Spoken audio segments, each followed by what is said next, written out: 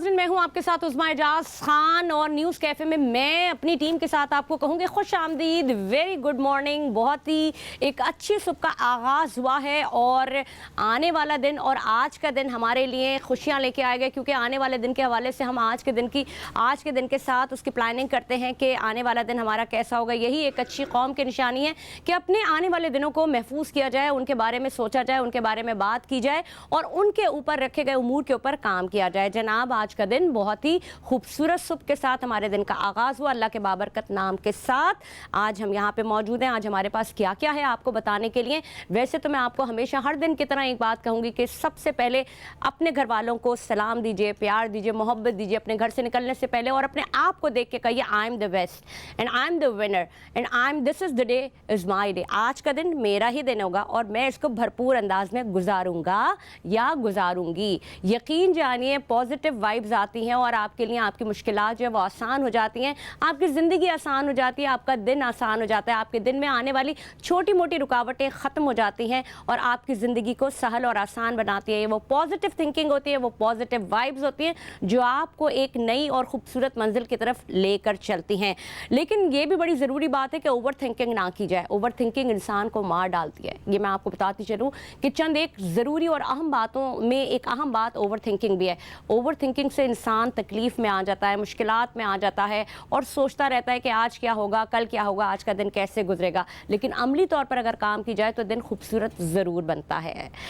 आज के मौसम के हवाले से आपको बताएं, बाहर निकले तो गर्मी तो यकीनन है, क्योंकि गर्मी का एक ऐसा एक पीरियड है जो कि हम ये कहते हैं कि सितंबर के एंड और अक्टूबर में गर्मी की एक शिद्दत में इजाफा हो जाता है और गर्मी ज़्यादा लग रही होती है। लेकिन चूँकि बिजली के बिल इतने ज़्यादा आ रहे हैं तो लोग अपना हाथ रोक रहे हैं एसी को चलाने में।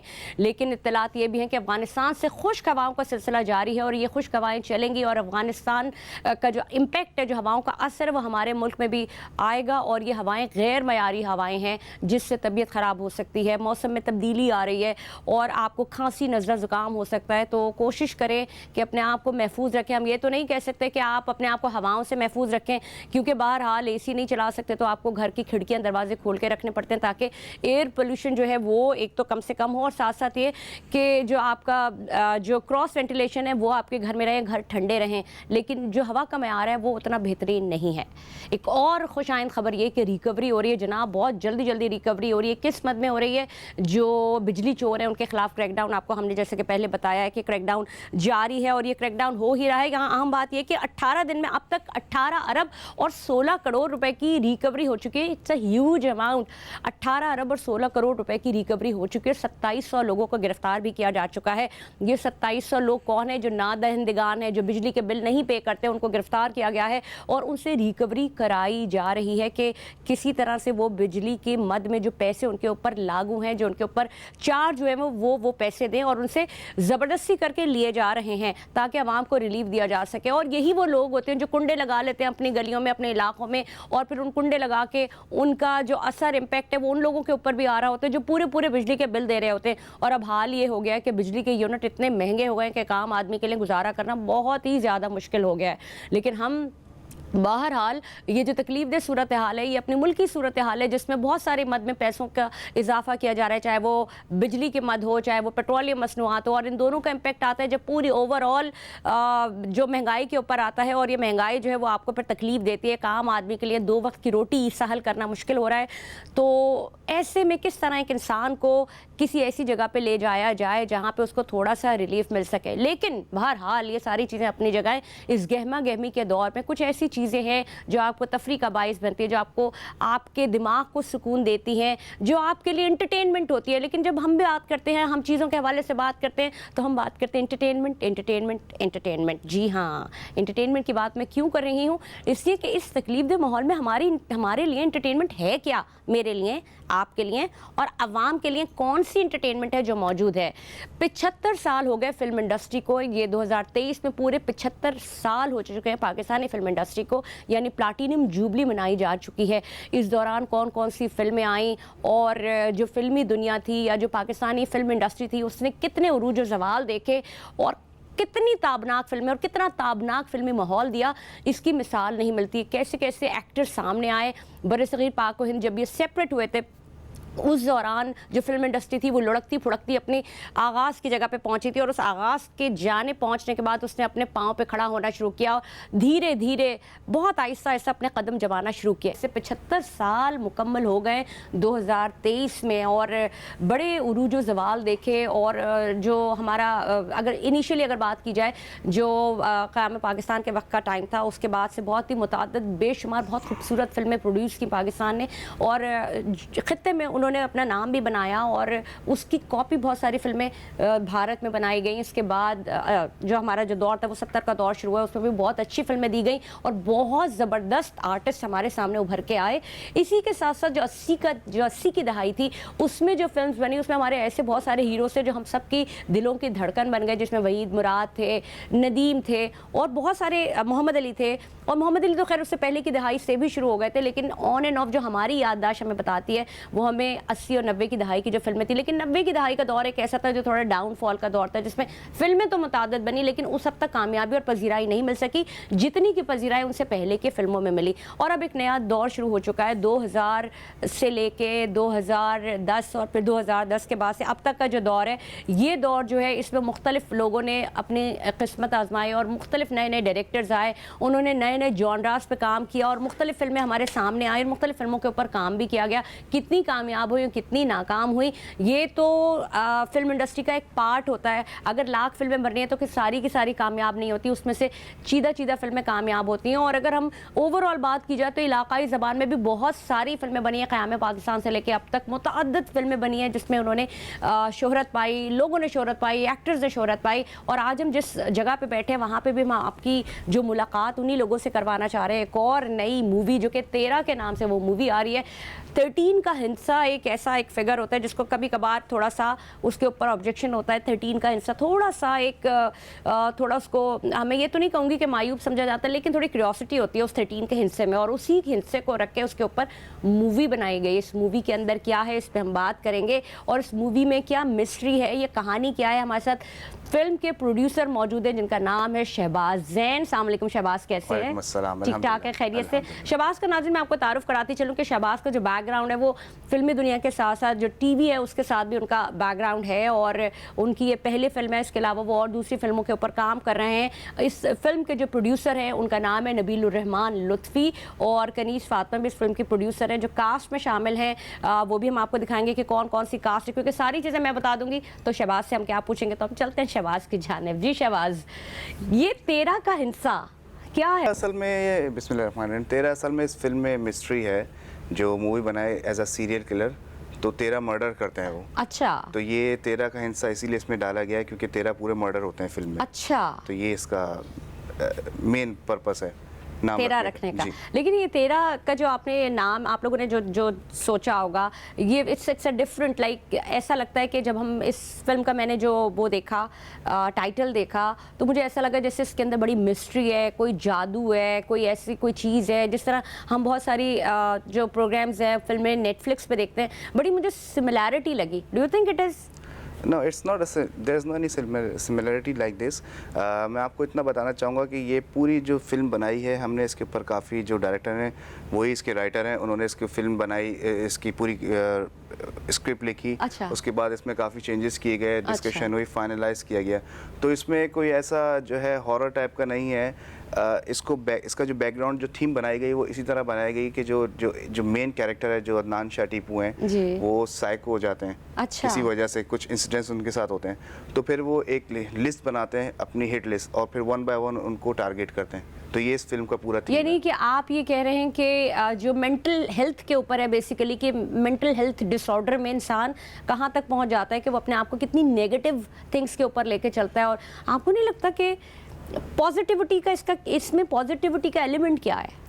इसमें पॉजिटिविटी ये है कि इसमें कुछ हमारे जो है गैप्स दिखाए गए हैं। अच्छा। जिनकी वजह से इनको ऐसा एक्शन लेना पड़ता है। But still in the end of the day and in the last movie scene आप उसमें देखेंगे जब उनको अरेस्ट किया जाता है तो वो खुद एक्सेप्ट करते हैं कि मैंने गलत किया, मुझे नहीं करना चाहिए था। तो ये हमने लास्ट में रखा है कि जो भी कुछ हुआ इसके बाद वो खुद एक्सेप्ट कर रहा है, लेकिन मैं मजबूर था, मेरे पास कोई और रास्ता नहीं था। ठीक है। तो इस वजह से ये लास्ट में इस तरह का बना, बट स्टिल में हम यही उसमें मैसेज देना चाहते हैं। मैसेज तो आप देखेंगे तो आपको पता चलेगा। कल आपका प्रीमियर था, कैसा रहा आप लोगों का premiere? The premiere was wonderful and was very nice.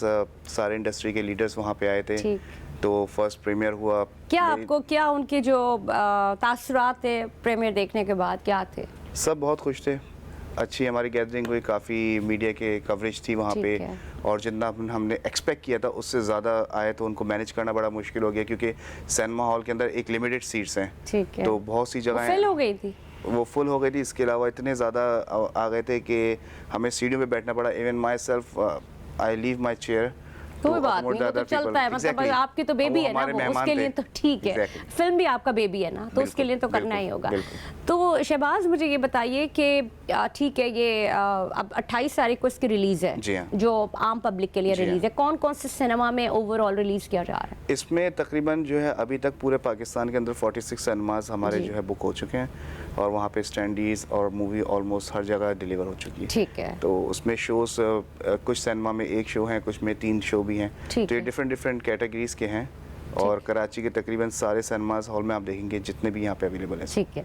अब मैं जानना चाहूँगी मूवी की कास्ट के हवाले से। सबसे पहले मैं शुरू करूँगी कि मतलब कि मेरे जो नाज़रीन है वो कम से कम ये सुन लें, उसके बाद हम जो उसकी टेक्निकलिटीज़ हैं मूवी की, उसकी जानिब हम उसके बाद आएंगे। लेकिन सबसे पहले अपने नाज़रीन को बताएं कास्ट क्या है इस फिल्म की, और क्या कोई रोमांस वगैरह भी है या बस मार धाड़ है?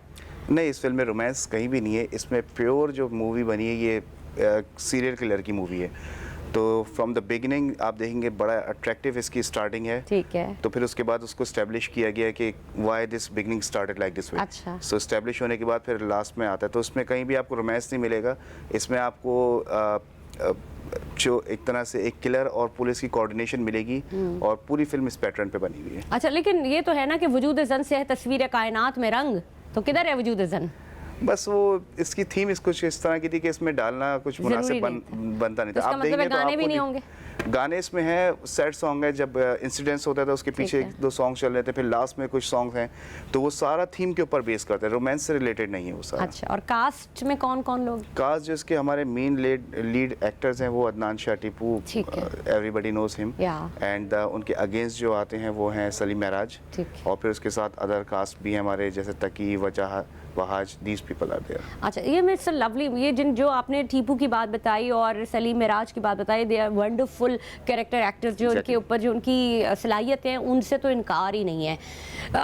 शहबाज, जब हम आते हैं इस जानिब के जो इसकी प्रोडक्शन हुई इस मूवी की, आप प्रोड्यूसर हैं, तो आप मुझे जो आपके जो टेक्निकल स्टाफ है उसके बारे में बताइएगा कि कितने प्रोड्यूसर्स हैं, और किस थीम के ऊपर जब आपने ये सोचा, आपके जहन में क्या था इस मूवी को बनाने के हवाले से? आपको जब उन्होंने कांटेक्ट किया होगा डेफिनेटली, तो आपने डायरेक्टर के साथ क्या कोऑर्डिनेशन रखी? असल में जो डायरेक्टर हैं नबीलुर रहमान उनका नाम है, और मैं उनके साथ तकरीबन पिछले 12 साल से काम कर रहा हूँ। बट मीडिया पे मेरी अपीयरेंस ये फर्स्ट टाइम है एज अ एग्जीक्यूटिव प्रोड्यूसर। मैंने इससे पहले जो है तकरीबन 15-20 साल पहले कुछ छोटे छोटे एड्स में एंड कुछ प्रोग्राम्स में मेरी अपीयरेंस रही है, बट इतना डिफरेंस आ चुका है मेरे चेहरे में कि आप उसको रिकग्नाइज नहीं कर पाएंगे। तो इनके साथ मेरी कोऑर्डिनेशन, शायद हम याद कर लें। पुराने कुछ टीवी सीरियल्स थे, कुछ एडवर्टाइजमेंट थी, एक आध मूवी और ड्रामे के अंदर भी मेरा साइड रोल था। तो फाइनली नबीलुर रहमान के साथ मैंने 10-12 साल से काम कर रहा हूँ। तो हमने काफ़ी सारे एड्स किए, छोटे छोटे, कुछ कमर्शियल्स, कुछ शॉर्ट मूवीज़ बनाई। Then we decided let's go for a feature movie. So आप लोगों की एक जो ये है कि ये पहली मूवी है, नबील साहब की पहली मूवी है। किस थीम के ऊपर उन्होंने ये काम शुरू किया? असल में हमने जो है काम स्टार्ट किया, ठीक है, एक खुश आइंद एक हवा का खूबसूरत झोंका जो कि फिल्मी सनत में एक नया सितारा भर के उभर रहा है, एक नया नाम, एक डायरेक्टर का बड़ा नाम नबीलुर रहमान। उसके पीछे भी उनके बहुत सारे ऐसे काम हैं, लेकिन फिल्मी दुनिया में उनका पहला कदम है। उनके 2 प्रोड्यूसर्स, उनके टीम का हिस्सा हमारे साथ मौजूद है। शहबाज से मैंने बात की, अब मैं वेलकम करूँगी कनीज़ फातिमा को। ये भी प्रोड्यूसर है और इनका भी जो बैकग्राउंड है, इन्होंने ऑन एंड ऑफ छोटी छोटी जो टीवी मीडिया के साथ मुंसलिक रही हैं, जर्नलिज्म में इन्होंने पढ़ाई भी की, और साथ साथ इनका जो एक अटैचमेंट रही है डायरेक्टर के साथ और उनके कामों के साथ वो एक अलग है, वो ये खुद ही बताएंगी। कनीज़ फातिमा, आपको खुशामदीद कहेंगे और जानना ये चाहेंगे कि किस तरह से आपकी एसोसिएशन बनी, और इस फिल्म के हवाले से बताइए। Sure, thank you so much. पहले आपने इनवाइट करा यहाँ पर, और जो है नबील भाई और मेरा रिलेशन थोड़ा सा अलग है। तो we met at a news channel. I won't obviously take the name. अच्छा, तो so which news channel? Aaj TV. Okay, Yeah, so he was which the type of production head. Yeah, okay. So I was in actually metric class. It's back Okay. in 2013. Oh God. Yeah, so I was a little child and I, had this passion to do music. So my khala is a journalist there and she was like, let me connect you What's to the Nabil. name? Kiran Rizvi. Okay. So she connected me with Nabil bhai and Vantage Productions मेरे सामने form out हुई और हमने live sessions जितने थे through out हम लोग करते हुए तो we have this bond Nabeel भाई बिल्कुल मेरे बड़े भाइयों की तरह है तो आई रियली विश कि वो मेरे सगे भाई होते बट उससे भी ज़्यादा बढ़ के ही हैं तो यानी आपको भाई बंदी पे मूवी मिल गई ये गलत तो नहीं होगा? नहीं बिल्कुल ऐसा नहीं है तो we should obviously have to ask about the movie. Sure ऐसा नहीं है बिल्कुल सिंस मैंने बताया जैसे 2013 से मैं साथ ही थी तो जो है हम लोग इन एंड ऑफ सारी चीज़ें साथ कर रहे थे कमर्शियल्स म्यूज़िक वीडियोस तो I have been producing a lot of music videos with him and commercials तो वो फिर जब उन्होंने देखा वी शुड हैव हमें मूवी की तरफ आते हैं ना कि हम मूवी जो है उसमें आपका जो प्रोडक्शन साइड है आप कौन सी चीज़ें जिसको आप देख रही हैं आप असिस्ट कर रही हैं या आप एज अ मेन प्रोड्यूसर काम कर रही हैं? अच्छा मैं फिल्म में प्रोड्यूसर भी हूँ एग्जीक्यूटिव प्रोड्यूसर भी हूँ Okay. तो जितनी प्रोडक्शंस वगैरह थी obviously I had to handle that Okay, stuff okay. क्योंकि एज अ प्रोड्यूसर आपको वो करना पड़ता है फिर उसके साथ साथ आपको जाहिर सी बात है since I had a relation with Nabeel भाई तो we used to line up the whole schedule और फिर हम लोग प्री स्क्रिप्ट से लेके प्रोड्यूसर का काम भी ऐसा ही है स्क्रिप्ट से लेके पोस्ट तक बिल्कुल एक जर्नी साथ चल रही होती है तो स्क्रिप्ट राइटिंग के प्रोसेस था और एक आइडिया आया कि जो है 13 किसने ये आइडिया पिच किया था? नबील सबसे? भाई अच्छा. इट्स नबील भाई तो नबील भाई came up it was a rainy day और नबील भाई came up with the idea कि जो ना we'll make a feature film Yeah. और जिसमें 13 मर्डर्स होंगे Do you think it's a feature film? I don't think so. It's a mystery. It's some like it's not like a exactly feature film, but of course जो people लोग हैं वो आपको देखना चाहते हैं कि एक्चुअली हो क्या रहा है आपका माइंडसेट का मेंटल हेल्थ इतनी ज़्यादा हमारे मुल्क में इतने प्रॉब्लम्स चल रहे हैं उसमें इंसान कहाँ तक चला जाता है. अच्छा ये बताइए कल आप लोगों का था तो it how it was? amazing I cannot tell you enough कि we had standing ovation for a good 5 to 10 minutes and I was so overwhelmed with that आप बोलते ना कि वर्थ इट हो गया सारा का सारा मोमेंट तो वो कल हो गया कि जो हमारी पूरी 1.5 साल की मेहनत थी तो लोगों का बहुत अच्छा रिस्पॉन्स था क्योंकि ये फिल्म जो है ना कमर्शियल फिल्म नहीं है इतनी Yeah, ठीक है that's what I'm asking. No, it's not Yes, like a exactly. feature film में एक होता है ना romance, dance, No, मस्ती. no, no. So it's Completely different. it's something different. हाँ पाकिस्तान में ये पहली ही जॉनरा की फिल्म है Yeah, जो that's crime what I'm thriller पे asking. हुई है Yeah, crime thriller पे ना जी, तो जी. आपको एक बांध के रखता है अपने साथ. शहबाज मुझे ये बताइए कि जैसा कि अभी कनीस फातिमा ने कहा कि ऑलमोस्ट 1.5 साल हो गया आपको नबील ने कब अपने साथ इंगेज किया और आपको लगा कि आपको उनके साथ काम करना चाहिए ऐसा क्या था इस मूवी में कि आपने सोचा कि आपको ये मूवी करनी चाहिए? जैसे मैंने आपको बताया मैं ऑलमोस्ट 10 से 12 साल से उनके साथ काम कर रहा हूँ बट मैं होता नहीं हूँ यहाँ पे यूएई में होता हूँ मैं अभी तो यूएई तकरीबन- में भी आप मूवीज बना? मैं यूएई में मेरा बिजनेस है मैं वहाँ जॉब भी करता हूँ मैं वहाँ सेटल हूँ एक्चुअली ठीक है.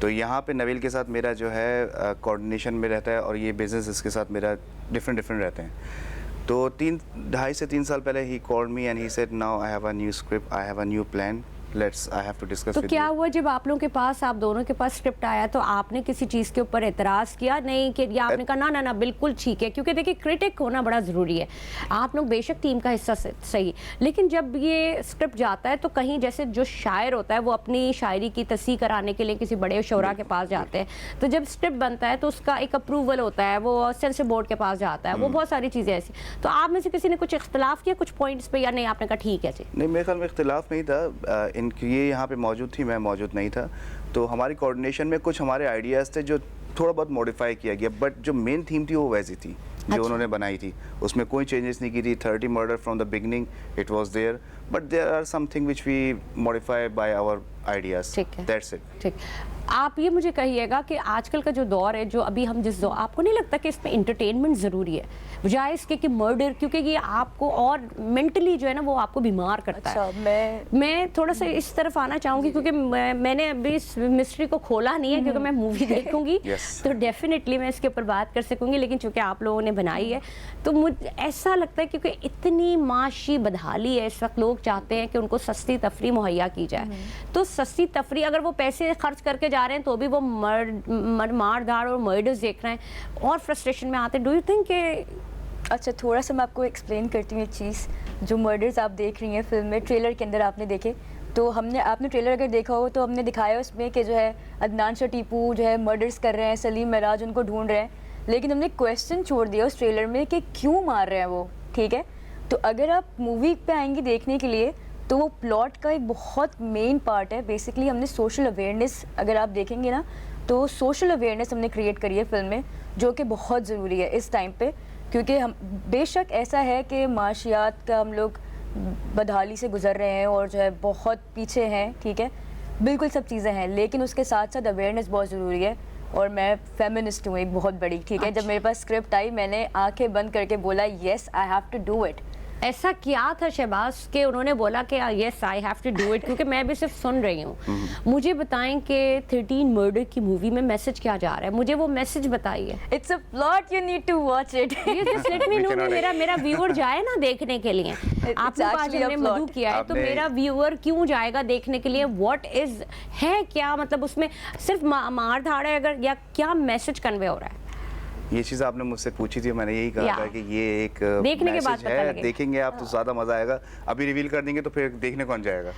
अच्छा, बेसिकली लेकिन एक plot बात ही वही होती है है ना, हमारा। जैसे होता ही है ना, मैं आपको मिसाल बता रही हूँ कि जैसे हमने कल अपने शो पे कुछ ब्रेस्ट कैंसर के जो डॉक्टर्स थे, बड़े ऑन्कोलॉजिस्ट, उनको बुलाया हुआ था। उन्होंने एक बड़ी मज़े की बात की। उन्होंने ये कहा कि कैंसर को अब फिल्मों तक महदूद कर दिया गया है, जिसको मारना होता है उसे कैंसर कर देते हैं आखिर में, और ये मिस्ट्री हो जाती है कि जी मर गया, या फिर जिसने कुछ बुरा किया होता है उसको कैंसर दिखा दिया जाता है, जिसकी वजह से जो कैंसर के पेशेंट है वो हर्ट होते हैं कि यार मतलब हम लोग क्या सिर्फ मकाफात अमल के लिए रह गए? तो this is again question with you कि ऐसी कौन सी ऐसी चीज़ है जिसकी वजह से मूवी देखी जाए? मैं आपसे ये नहीं कह रही कि आप अनफोल्ड करें स्टोरी को, लेकिन कौन सी ऐसी वजह जिसकी वजह से मूवी देखी जाए? असल में इसका पैटर्न बहुत डिफरेंट है। हम एक ज़माने से मूवीज़ हमारे मुल्क में चलती आ रही हैं और आई थिंक जो हमारी ऑडियंस है वो थोड़ा सा बोर हो चुकी है। अच्छा, तो वी डिसाइडेड सस्पेंस देखना चाहती या है। Suspense, something different. हम लोग ये इस तरह की मूवीज़ नेटफ्लिक्स पे देखते हैं, जी जी, डिफरेंट कंट्रीज की बल्कि देखते हैं। हमने बहुत देखी हैं इस तरह की मूवीज। सो we think 13 के like हिस्से पे भी बहुत देखी हैं। yeah, so we think like make something like once he gave us this idea, so it really attracts us. अच्छा, So we decided yes, let's go for it. आपको लगता है कि ये जो एक हमारा एक नेचुरल एक जो एक मूवी होती है, एक दिमाग में जो आती है ना मूवी या कमर्शियल मूवी, ये है रोमांस है, यूं है, ये फलाना, इससे तो हटके आपने बनाया, आपको लगता है सस्टेन करेगी? Inshallah, we hope so.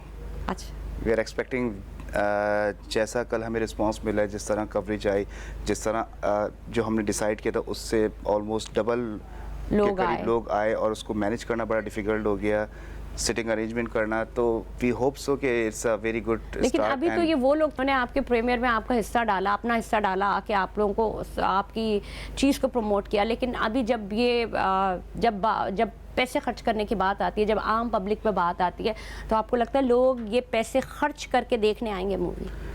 देखिए बात ये कि जैसे मैंने आपको बताया कि कल जो लोग आए थे सिर्फ वो लोग नहीं आए थे जिनको हमने बुलाया था। अच्छा, जिनको पता चला वो भी आए थे। अच्छा, काफ़ी सारे जो हम एक्सपेक्ट नहीं कर रहे थे। तो मुझे ऐसा लगता है कि जिस तरह की इसकी ट्रेलर बनाए, जिस तरह मार्केटिंग चल रही है, जिस तरह चैनल्स के ऊपर इसकी प्रमोशन हो रही है, जिस तरह हमारे सारे जो टीम मेंबर है, कनीज़, नबील एंड डिफरेंट हमारे एक्टर्स हैं प्रमोशन करें, तो मुझे उम्मीद है कि इंशाल्लाह ज़रूर इसमें कामयाबी हासिल होगी और लोग आएंगे देखने। इंशाल्लाह। क्योंकि लोगों को भी थोड़ा माइंड अपना चेंज करना है, थोड़ा सा रिलैक्सेशन चाहिए। तो आई नो आजकल टिकट्स काफ़ी एक्सपेंसिव हैं, but I hope so they will come. अच्छा, मुझे ये भी बताइएगा कि जब इसकी प्रोडक्शन हो रही थी और तो जो सारी फिल्म बंदी है वो क्या पाकिस्तान में हुई है या पाकिस्तान से बाहर भी हुई है, और जो सीन्स हैं, जो लोकेशंस हैं, वो कहाँ के लिए गए?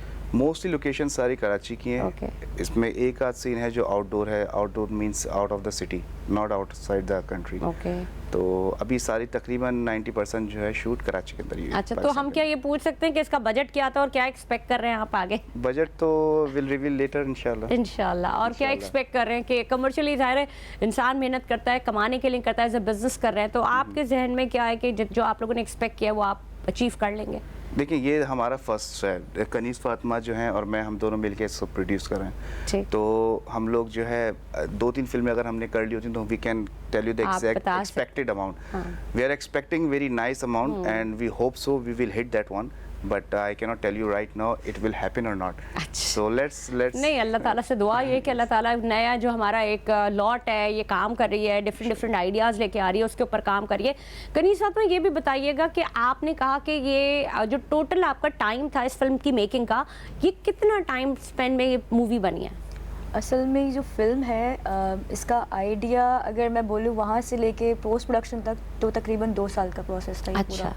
हम लोगों ने लिखना स्टार्ट करा, फिर शूट में हमें तकरीबन अच्छा खासा टाइम लगा। राइटर नबील है ना? जी जी जी। और डायरेक्टर भी नबील जी, है। नबील जी भाई। जी। तो उसके ऊपर कुछ चीज़ों के ऊपर जब आपने इनिशियली स्टार्ट किया, यानी कि जो काम शुरू हुआ है एग्जैक्टली वो 1.5 साल के अरसे में हुआ, आपको लगता है कि 1.5 साल का अरसा बहुत ज़्यादा है, थोड़ा कम टाइम में मूवीज़, क्योंकि अब जो हम देख रहे हैं नॉर्मली 3-3 महीने में लोग मूवी तैयार करके और जो वो मार्केट में ले आते हैं, तो किस कदर मुश्किल है ये काम?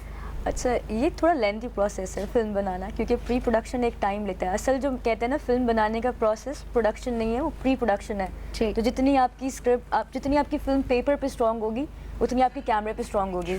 तो when you see the film आपको समझ आएगा कि शॉट्स कैसे हैं, डायरेक्शन कैसी है, इतनी परफेक्ट कैसे है।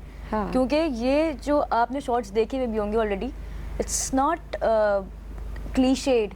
ये आपकी यूजुअल पाकिस्तानी फिल्म नहीं है। आप देख के बोलेंगे कि क्या web series, Indian web series है।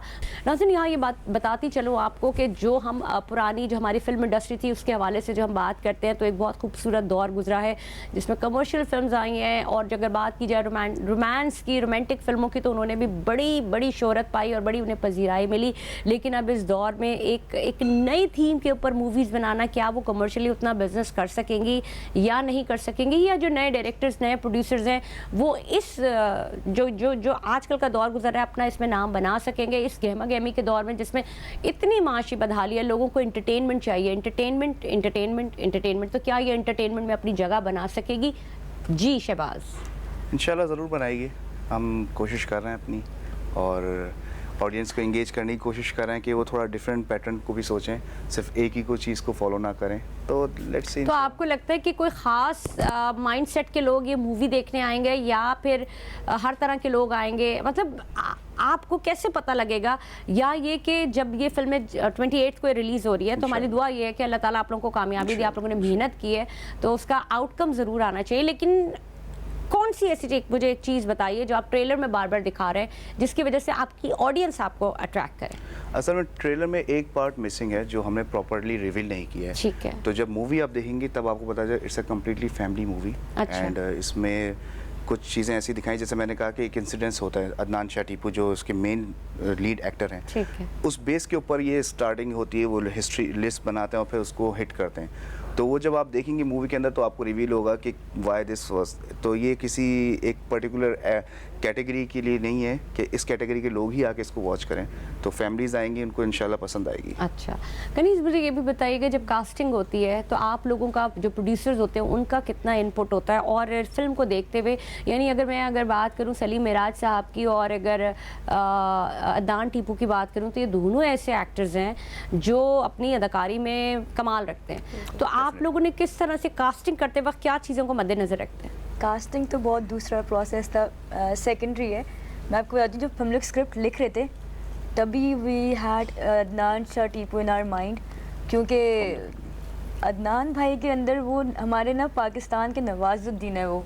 जी। आप फिल्म देखेंगे आप बोलेंगे नवाजुद्दीन पाकिस्तान में कैसे आ गए। अच्छा। तो वो जो पूरा का पूरा हम लोग कैरेक्टर जब लिख रहे थे तो वी ऑलरेडी न्यू कि अदनान शाह टीपू। तो ऑडिशन की तो नौबत ही नहीं आई।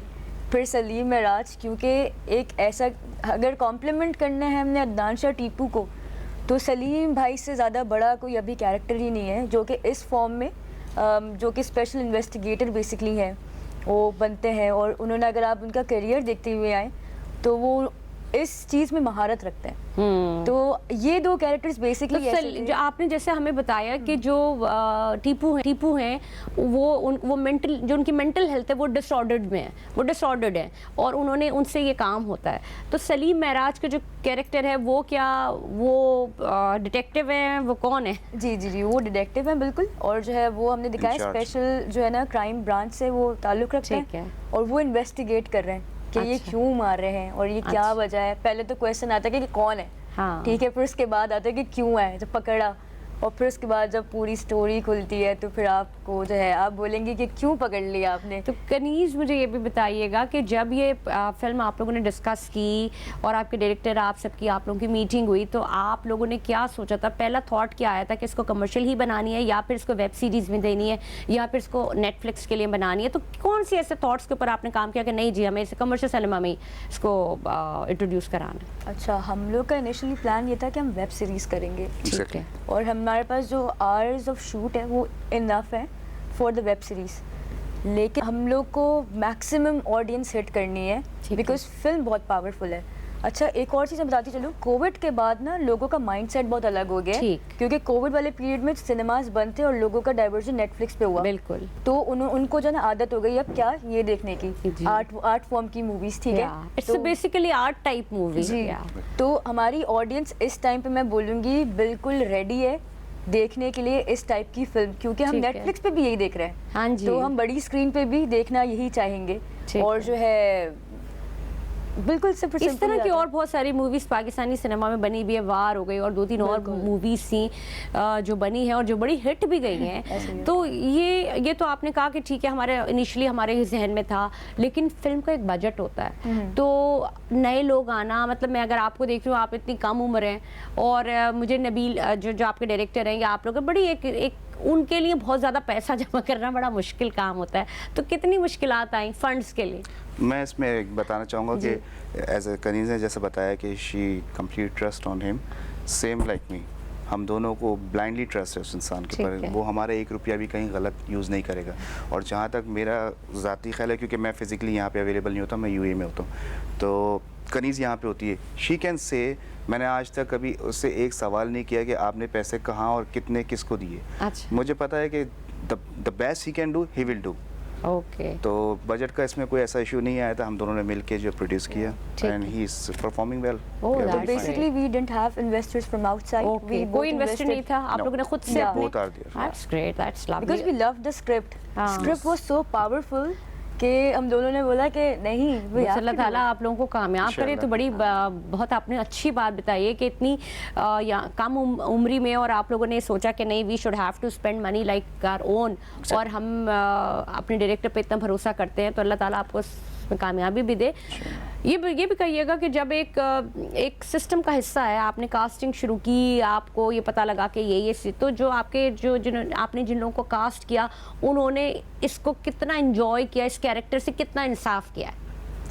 मैं आपको सबसे पहले टीपू भाई का बताती हूँ।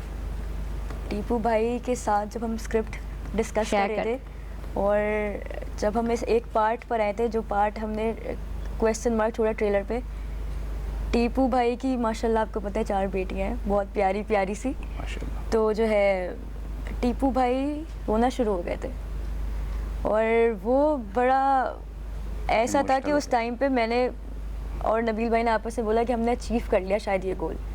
तो टीपू भाई ने वो बिल्कुल अपने अंदर जो ना कैरेक्टर अंदर बिल्कुल संभाल लिया था, और हम लोग को हर वक्त सीन पे ना ये दिख रहा था कि अदनान भाई कितना, मतलब कभी कभी लगता था टीपू भाई नहीं है सिकंदर है, जो कि उनके कैरेक्टर में नेम है। तो जो है इतना ज़्यादा जो है ना दोनों ने, सलीम भाई ने भी और टीपू भाई ने भी, दोनों ने अपना लिया था, दोनों ने कैरेक्टर। मैं इसमें एक छोटी चीज़ ऐड करना चाहूँगा, she will be agree with me. आप जब मूवी देखेंगी तो उसमें एक सीन देखेंगी जिसमें he is crying, very crying, ये दैट वाज कम्प्लीटली नेचुरल। कोई उसमें ऐसा नहीं कि कुछ ऐसा नहीं था फेक हो, वो पता एक्सप्रेशन से भी पता लग जाता है ना, किस तरह उन्होंने अपने अंदर उसको फील किया, और suddenly he open his eyes, he took 1 or 2 minutes break and he suddenly opened his eyes and it was completely red and tearing. तो इट वाज कंप्लीट, ये टीपू ही थे जो इतना बेस्ट कर सकते थे इसको। ये आप अच्छा। देखेंगे तो आपको पता चलेगा। इंशाल्लाह देखेंगे, लेकिन वो बात यही होती है कि हम समटाइम्स ये होता है कि बहुत हमारा कैरेक्टर जो रोल है वो बहुत आउटस्टैंडिंग परफॉर्मर होता है, बहुत अच्छा परफॉर्म कर रहा होता है, लेकिन लोगों की मतलब मैंने जो देखा है कि जिस एक्टर के अंदर बहुत क्वालिटीज़ होती है वो उतना ऊपर भी नहीं जा रहा होता। तो हम जैसे हमने टीपू को देखा, सलीम मिराज को देखा, बहुत तरक्की की है इन्होंने अपने काम में, अपना नाम बनाया ड्रामा में, ड्रामा के आर्टिस्ट को फिल्म में, क्योंकि फिल्म थोड़ी लाउड होती है। Do you think it's a loud movie? Loud कह सकती हैं आप, बट क्योंकि मूवी का जो एक कॉन्सेप्ट है वो लाउड है बेसिकली। तो हम पुराने ज़माने में जब की मूवीज़ देखते हैं तो वो अगर आराम वाली बात भी होती है तो वो चीख के कह रहे होते थे, यू नो।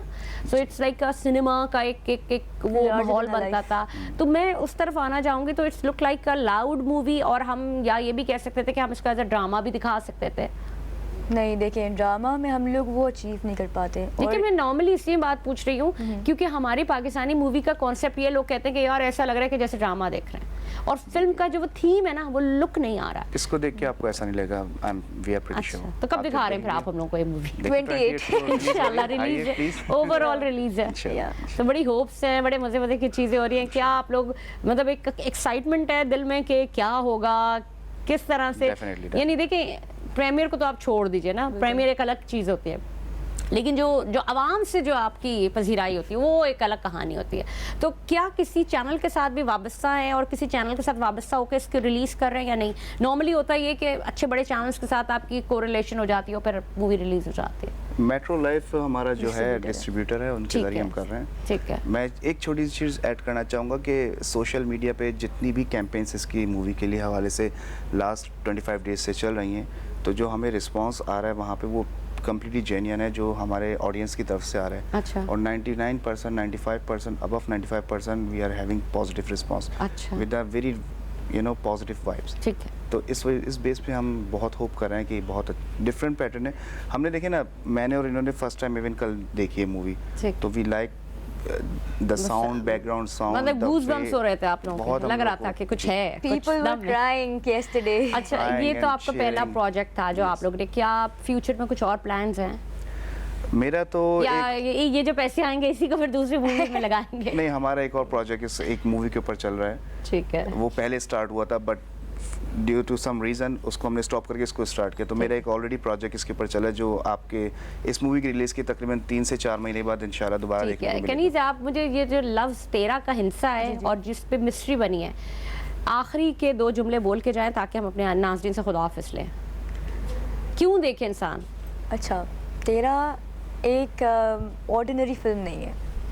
तेरा पाकिस्तानी सिनेमा की एक वाहिद ऐसी फिल्म है जो बहुत ही अलग है। और अगर मैं कहती हूँ कि मैं नहीं बात कर रही यहाँ पे बिज़नेस करने की, मैं खाली कहती हूँ कि अगर लोग आके देखेंगे इस फिल्म को, लोगों को आगाही होगी।